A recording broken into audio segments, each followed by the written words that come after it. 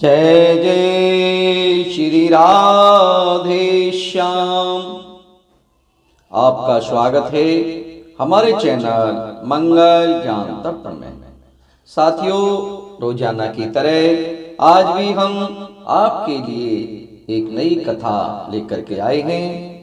मुझे उम्मीद है कि ये कथा आपको जरूर पसंद आएगी।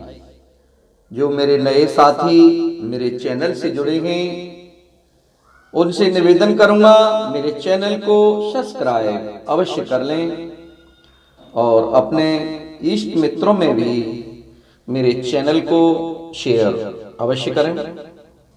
साथियों, आज हम आपको कथा सुनाएंगे। एक बहुत ही बड़े सेठ ने भगवान की पूजा करके और मंदिर को बनवाया और उसका पुजारी कैसे रखा।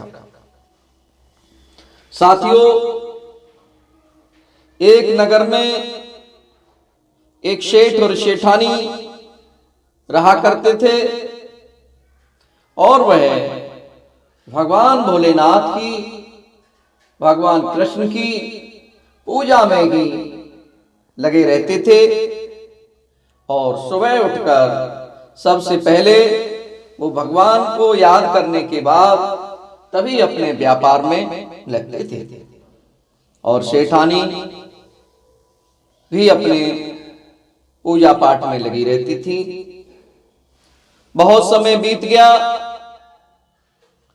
सेठ जी और सेठानी के मन में एक विचार आया कि क्यों न हम भगवान का मंदिर बनवा।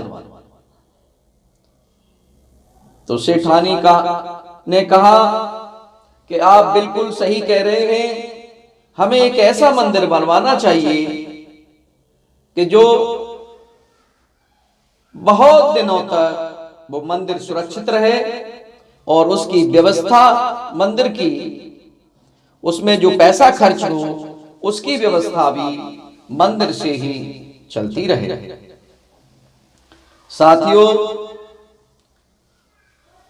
उन सेठ जी ने एक बहुत बड़ा मंदिर बनवाया और मंदिर में भगवान की मूर्ति स्थापित कर दी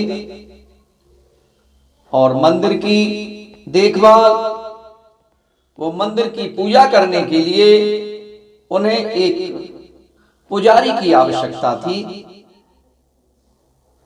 उन सेठ जी ने मंदिर के खर्च के लिए बहुत सी जमीन, खेत और बगीचे मंदिर के नाम कर दिए। अब उन सेठ जी को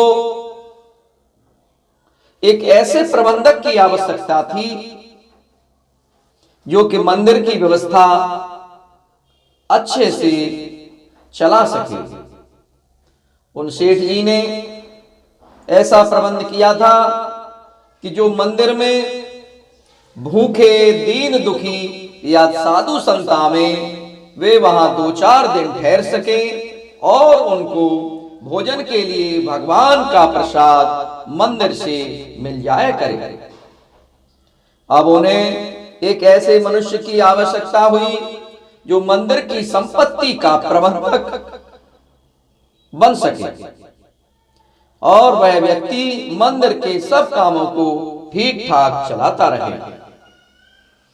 साथियों, सेठ जी ने यह घोषणा करा दी कि हमें एक अच्छे व्यक्ति की आवश्यकता है जो कि हम मंदिर का उसको प्रबंधक बनाएंगे। सेठ जी के पास बहुत से लोग आए और वे लोग ऐसे आए कि वह जानते थे कि यदि मंदिर की व्यवस्था का काम मिल जाए तो हमें सेठ जी के द्वारा अच्छा वेतन मिल जाएगा। लेकिन उन सेठ जी ने सबको लौटा दिया। वह सबसे कहते थे कि मुझे एक भला आदमी चाहिए, मैं उस व्यक्ति को अपने आप छांट लूंगा। बहुत से लोग मन ही मन उन सेठ जी को गालियां देते थे और बहुत से लोग उन सेठ जी को मूर्ख या पागल बतलाते थे, लेकिन वह सेठ जी किसी की बात पर ध्यान नहीं देते थे। जब मंदिर के पट खुलते थे और लोग भगवान के दर्शन के लिए आते थे, तब वह सेठ जी अपने मकान की छत पर बैठकर मंदिर में आने वाले लोगों को चुपचाप देखते रहते थे। एक दिन एक मनुष्य मंदिर में दर्शन करने आया। उसके कपड़े मैले और फटे हुए थे। वह व्यक्ति बहुत पढ़ा लिखा भी नहीं था और जब वह भगवान के दर्शन करके जाने लगा, तब वह सेठ जी ने उस व्यक्ति को अपने पास बुलाया और कहा, क्या आप इस मंदिर की व्यवस्था संभालने का काम स्वीकार करेंगे? वह मनुष्य बड़े आश्चर्य में पड़ गया। उसने कहा, मैं तो बहुत पढ़ा लिखा भी नहीं हूं, मैं इतने बड़े मंदिर का प्रबंध कैसे कर सकूंगा? तो सेठ जी ने कहा कि मुझे बहुत बड़े विद्वान की आवश्यकता नहीं है, मुझे बहुत बड़ा विद्वान नहीं चाहिए, मैं तो एक भले आदमी को मंदिर का प्रबंधक बनाना चाहता हूं। उस मनुष्य ने कहा, आपने इतने मनुष्यों में मुझे ही क्यों भला आदमी माना?